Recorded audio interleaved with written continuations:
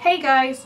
First of all, I want to apologise because I've not made any content for quite a while now, but I've had quite a lot go on in my life recently. Actually, what's inspired me to make this video today is a friend of mine who does her own vlogging channel. Now my friend Chelsea, she has a main channel as well as a side channel which uses her vlogging channel, and I've been watching some of her content recently and she's really inspired me to pick my camera back up, so that's why you've got a video today. She also has anxiety. Now this is what this video is going to be about. It's going to be about anxiety and depression. Now I suffer quite badly with both of these things and it can be very tricky on a daily basis. I have found something that has been quite helpful for me. I used to do a lot of art therapy in the past. I used to use lots of colouring books, which is something that a lot of people are really into these days.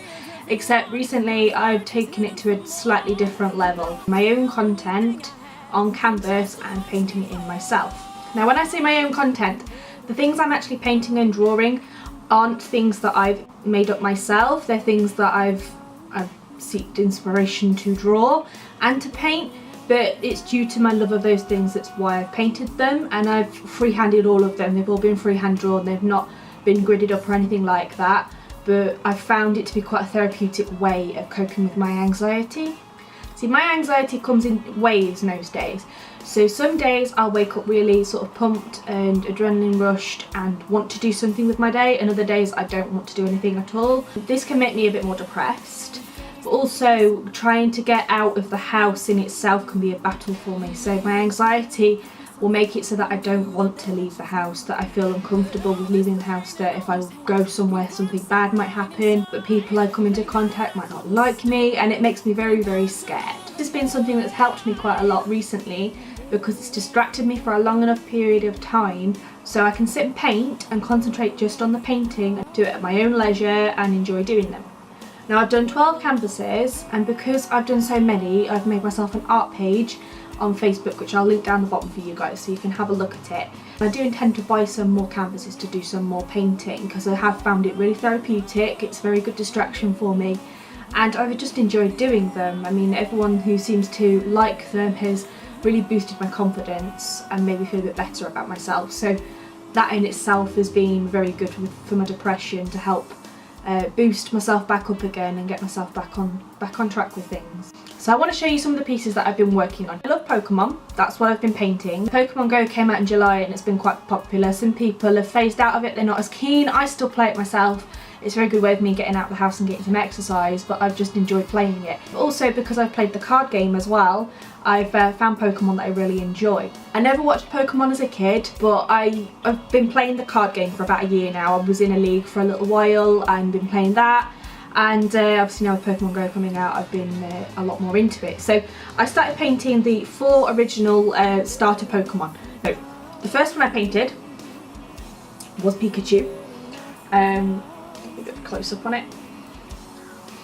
That was the first one I did, and I mean, I'm still quite happy with how he came out. I mean, there's certain bits that I want to critique my own artwork, and for a long time I stopped doing stuff like this because I was getting a lot of criticism back in school for my artwork, and it really knocked my confidence to the point where I didn't want to do it anymore because I really thought I was useless, I couldn't do it. But actually I think if I had just a little bit more praise, a little bit more reassurance, my art probably would have improved a bit, but it didn't. So I just stopped painting altogether. But now I've produced these bits and pieces. So that was my first piece I worked on. That one took about an hour and a half to do. Didn't take too long. This one, the second one I did, took a little bit longer, but it's because there's a lot more colour in it and there's a bit more detail. This is Bulbasaur. Yeah, Bulbasaur's another starter Pokemon. If you don't know, the starter Pokemon are the Pokemon that you first choose when you play Pokemon. So they tend to be the first Pokemon you're paired with, that you train up to become better. So Bulbasaur goes into Ivysaur, and then Ivysaur evolves into Venusaur, and that's like the 3-stage evolution of Bulbasaur. Pikachu only has 2, so he goes from Pikachu to Raichu, but Bulbasaur has 3. So that was Bulbasaur. And then next I did Charmander, who a lot of people know, he's a Fire-type Pokemon. He goes into Charmander to Charmeleon, and then Charmeleon to Charizard, who's like a really big dragon. He's pretty cool. But yeah, that's Charmander. I'm pretty pleased with how he came out. And then finally I did Squirtle. Squirtle's probably one of the most best known ones. So it's Squirtle. into Wartortle, and then Wartortle into Blastoise, which is like a really big sort of tortoise slash turtle toys, with like cannons out the back of him. So he's pretty cool. And the shading, I mean, like, these are the first ones I did, so the shading on them is not brilliant, but as the pieces go on, they get better. I have just thought, I'm just looking at the next piece that I'm about to show you, and Pikachu does have a third evolution stage, but it's because before Pikachu there's a baby stage called Pichu, so he goes from Pichu to Pikachu to Raichu. We're same with this one, so this is Jigglypuff. Jigglypuff is a fairy type Pokemon. It's probably one of my favourite pieces that I did. And Jigglypuff has a baby version called Igglybuff, so it goes from Igglybuff to Jigglypuff to Wigglytuff. It's a mouthful, I know. But I really like how this one came out. I loved the colour of the eyes in contrast to the pink. I just think it makes it pop a bit more, but that's just how cute Jigglypuff is. She's really cute. Next one I did Eevee. Eevee has lots of evolutions. That's why they're called evolutions. Eevee's technically a clay type Pokemon, but she evolves into different types, so there's lots of different versions that you can have. So there's Vaporeon, which is the water version, Jolteon, which is electric, Flareon, which is fire, Leafeon, grass, Sylveon, fairy, Umbreon, dark, Espeon, psychic. There's lots of different versions. Glaceon as well, which is like an icy type. So this is the basic Eevee.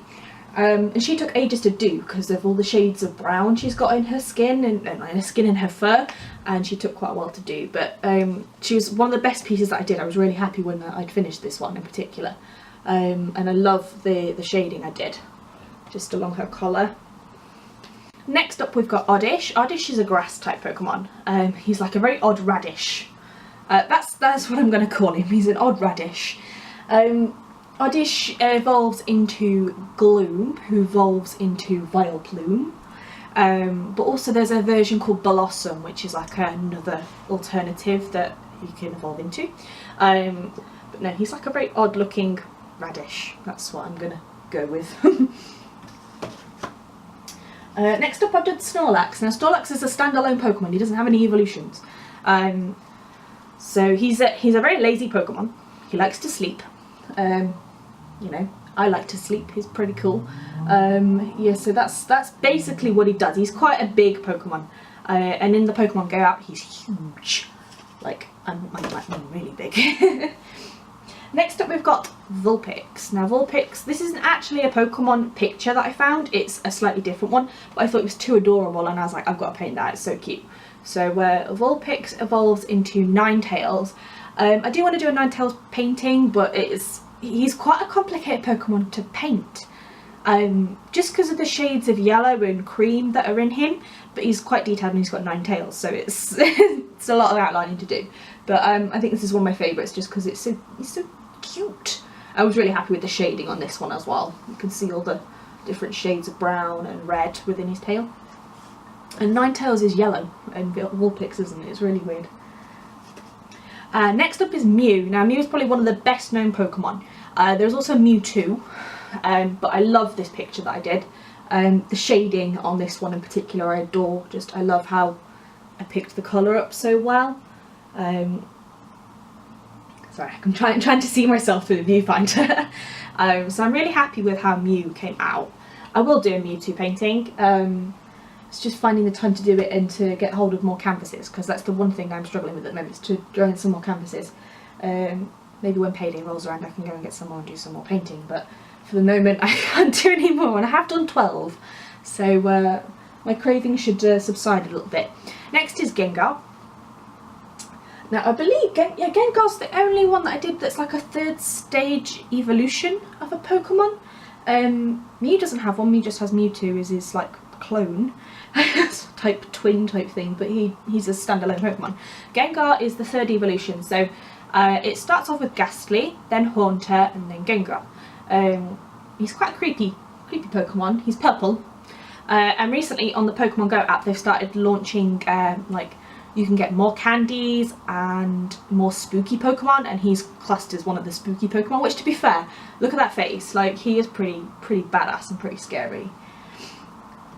And you can already tell, I mean, this is just me talking about the painting I'm doing, but you can see how much more positive I am throughout the course of the video, just because it's distracted me somewhat. This is the sort of effect it has on me, and it makes me feel better.